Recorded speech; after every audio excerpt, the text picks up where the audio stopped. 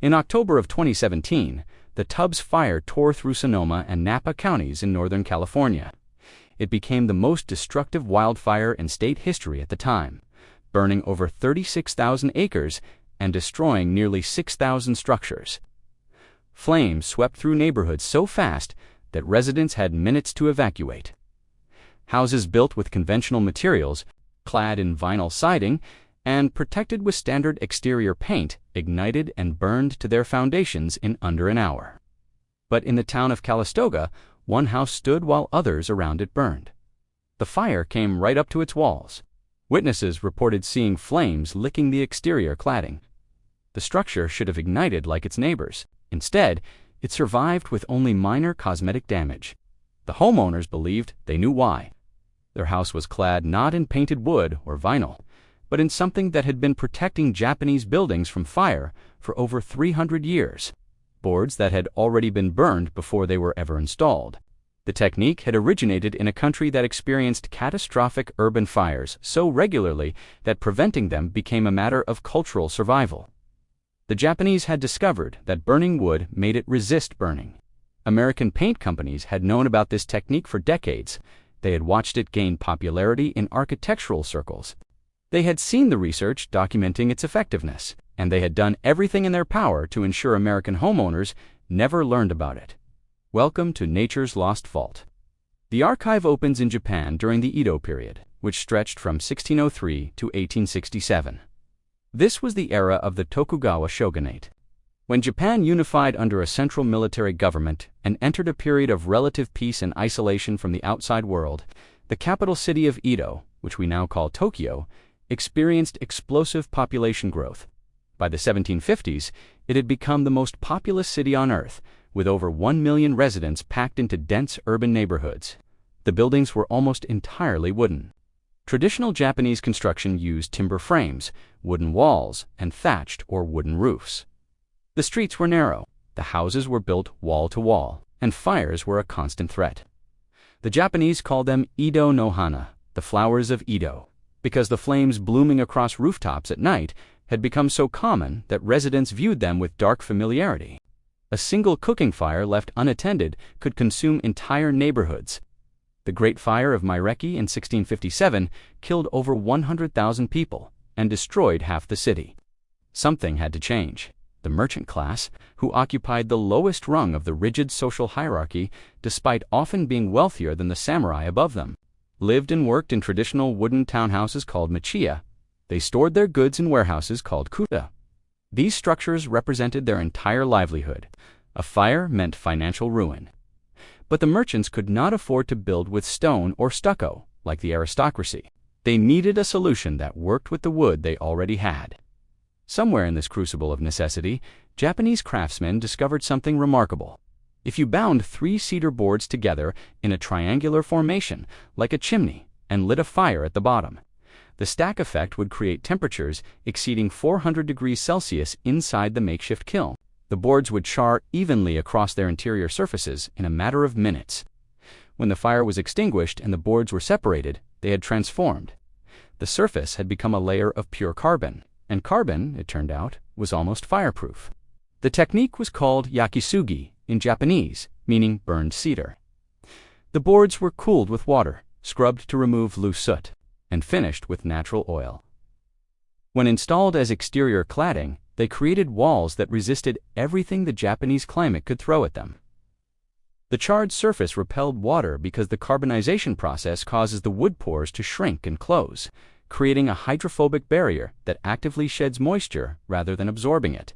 The surface was unappetizing to termites and other wood-boring insects because the nutrients they sought, primarily the cellulose carbohydrates, had been burned away.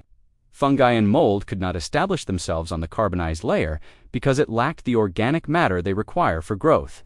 And most importantly, the wood resisted fire because there was nothing left on the surface to burn. The cellulose, which is the first component of wood to ignite, had already been consumed. Only the lignin structure remained, and lignin requires much higher temperatures to combust. A house clad in Yakisugi would not catch fire as readily as one clad in untreated wood. In a city where fires could jump from roof to roof in minutes, this was the difference between survival and catastrophe. By the end of the Edo period, charred wood cladding had become standard on warehouses and residences throughout urban Japan. The science behind the technique was not fully understood until centuries later. But modern research has confirmed what Japanese craftsmen knew empirically.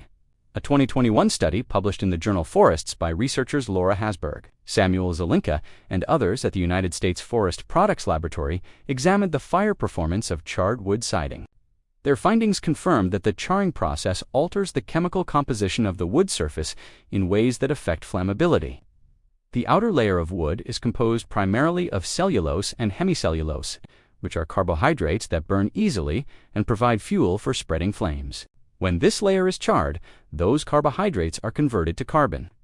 The remaining char layer acts as an insulator, slowing heat transfer to the unburned wood beneath. The process also reduces the hygroscopicity of the wood, meaning it absorbs less moisture from the environment. This dimensional stability prevents the cracking and warping that allows water to penetrate conventional painted surfaces. The result is a material that can last 80 years or more with minimal maintenance. Compare this to conventional exterior paint. The global paints and coatings market was valued at over $200 billion in 2024. Exterior paint alone represents a segment worth nearly $13 billion annually and growing at almost 8% per year. Major manufacturers like Sherwin-Williams PPG Industries, AkzoNobel, and Asian Paints have built vast global enterprises around the simple fact that paint does not last.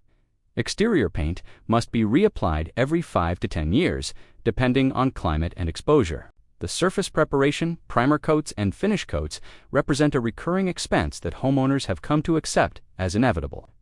The industry depends on this cycle. If homes could be protected for 80 years without repainting, the residential exterior coatings market would collapse. This is not speculation. It is arithmetic. The Japanese Buddhist temple Horyuji in Nara Prefecture demonstrates what is possible when wood is properly protected.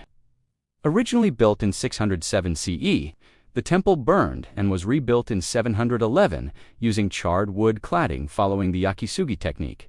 The temple still stands today. Its 5-story pagoda is one of the oldest wooden structures on Earth, over 1,300 years old. The charred boards that have protected its exterior through centuries of earthquakes, typhoons, and humid summers remain functional. No paint in existence could have survived a fraction of that time. The evidence stands in plain sight for anyone willing to look at it. Yet the technique remained virtually unknown in the Western world until the 21st century. Prior to the 1970s, even in Japan, Yakisugi had developed a reputation as a poor man's building material. It was installed on storehouses in industrial zones and on the backs of houses where visitors would not see it. The aristocracy and the newly wealthy preferred imported styles and modern materials that signaled progress and sophistication. Charred wood looked primitive. It reminded people of an era they were trying to leave behind. Researchers from the University of Tokyo found that the earliest written record of the word yakisugi appeared in a dictionary published in 1930.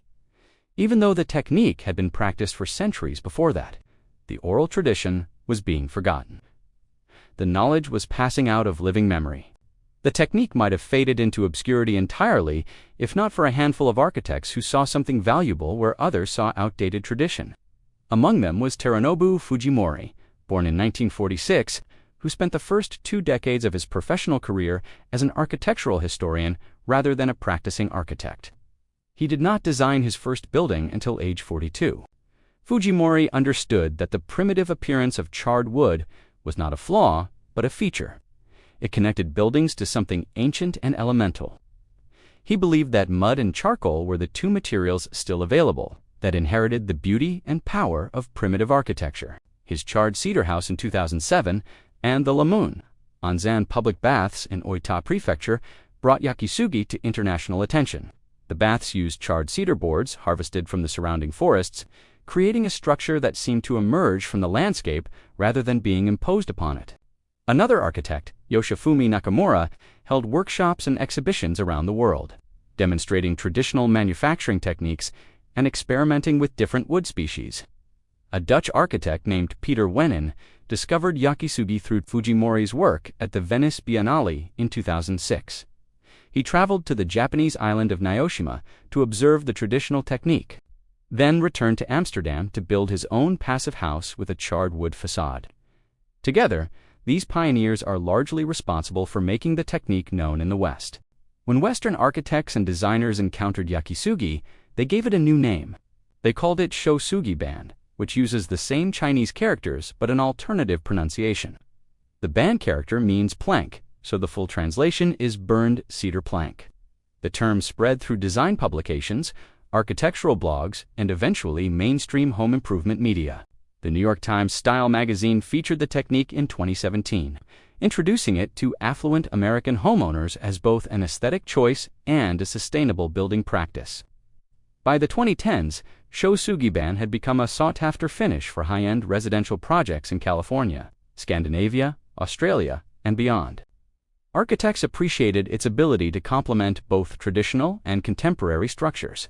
The deep black exterior created striking contrast with natural landscapes, while requiring none of the chemical preservatives that conventional wood treatments demanded. Specialty manufacturers emerged to serve the growing demand. Pioneer Millworks in New York developed modern production techniques that maintained quality while increasing output.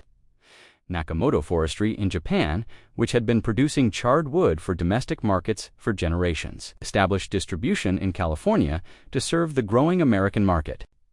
European companies like Zorthout in the Netherlands began producing charred wood cladding at commercial scale, using sustainable larch and other regional species.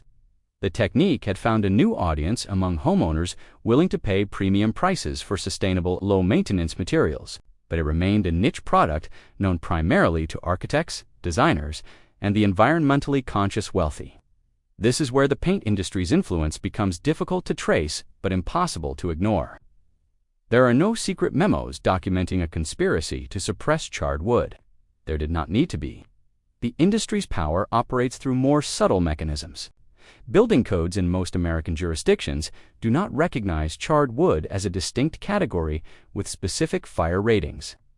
Homeowners seeking insurance for Shou ban cladding often face higher premiums or outright denial of coverage because adjusters are unfamiliar with the material. The vast network of painting contractors, paint retailers, and home improvement stores that blankets every American community has no equivalent for charred wood. When a homeowner asks for advice on protecting their exterior, they are directed to the paint aisle, not to a technique that requires no recurring purchases. The path of least resistance leads to paint because the infrastructure has been built to make paint the default choice. Every alternative must fight uphill. The numbers reveal the stakes. A typical American house requires repainting every 7 to 10 years. The average cost for professional exterior painting ranges from $3,000 to $7,000 depending on size, complexity, and regional labor rates. Over an 80-year span, which is roughly the average lifespan of a house before major renovation or demolition, a homeowner might spend $24,000 to $56,000 on painting alone, not counting the time, disruption, and environmental impact of each repaint cycle. Exterior paints contain volatile organic compounds that off-gas into the atmosphere. The manufacturing process produces industrial waste. The preparation generates lead dust from older homes and plastic waste from scraped-off modern coatings. A charred wood exterior installed once and oiled every 10 to 15 years eliminates almost all of this.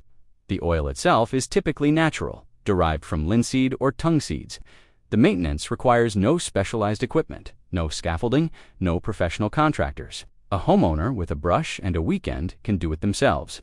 This simplicity is exactly what the paint industry cannot afford to normalize. Here is what this means for anyone watching right now. The technique that protected Japanese cities from fire for 3 centuries is available to you today. It is not regulated, it is not restricted, it is simply not advertised. You can purchase pre-charred Shou band cladding from specialty suppliers at prices ranging from $8 to $15 per square foot, installed, comparable to premium fiber, cement, or engineered wood siding. If you prefer, you can char the wood yourself.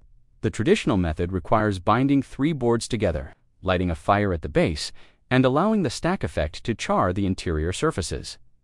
A propane torch works for smaller projects. The process takes approximately 7 minutes to char 3 boards properly. After charring, the boards are cooled with water, brushed with a wire brush to remove loose carbon, and finished with natural oil.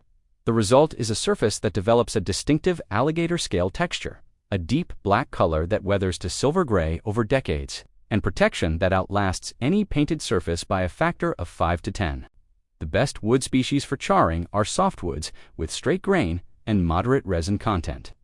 Japanese cedar remains the traditional choice, but Western red cedar, Douglas fir, pine, cypress, and larch all respond well to the process. The boards should be at least 3/4 of an inch thick to allow proper char depth without compromising structural integrity. The char layer itself is typically 1/8 to 1/4 inch deep. Once installed, the cladding should be oriented with the grain running vertically to allow water to sheet off rather than pool. Proper installation includes adequate ventilation behind the boards and appropriate flashing at windows and roof lines. These are standard carpentry practices, nothing exotic or specialized. The difference is that the material you install will still be protecting your home when your grandchildren inherit it. The insurance and code issues are real, but manageable. Some jurisdictions now recognize Sugi ban under existing categories for fire-retardant treated wood. The technique has achieved Class A flame spread ratings in laboratory tests conducted by manufacturers like Nakamoto Forestry, which documented flame spread indexes as low as 15 when tested according to ASTM standards. California's Wildland Urban Interface Building Standards, developed in response to devastating wildfires like the Tubbs Fire, have created a pathway for charred wood products that meet specific fire performance criteria. The house that survived the Tubbs Fire in 2017 was not an anomaly. It was proof of concept. The charred exterior actually performed exactly as Japanese builders had predicted 3 centuries ago. The cellulose layer had already burned away during manufacturing, leaving nothing for the wildfire to ignite. Insurance adjusters who have seen such evidence are beginning to update their risk assessments. The regulatory environment is slowly catching up to what Japanese builders knew 3 centuries ago. More importantly, the growing body of research from institutions, like the U.S. Forest Products Laboratory, is providing the scientific documentation that building codes and insurance underwriters require before accepting new materials. The deeper lesson here is about what we have been conditioned to accept as normal. Exterior paint is not a law of nature. It is a product category that generates recurring revenue from manufacturers and contractors. The assumption that homes must be repainted every decade is not an engineering necessity, but a commercial arrangement that benefits those who sell paint at the expense of those who buy it. Alternatives exist. They have existed for centuries. They work better by almost every measurable standard, from durability to environmental impact to lifetime cost. Yet they remain invisible to most homeowners because visibility requires marketing, and marketing requires someone who profits from the sale. When the product is durable enough to last a lifetime, there is no one to fund the advertisement. You have to find this information yourself. Now you have found it. The choice is yours. If this vault opens something for you, subscribe and hit the notification bell. Every like and share preserves what they tried to erase. I will see you in the next one.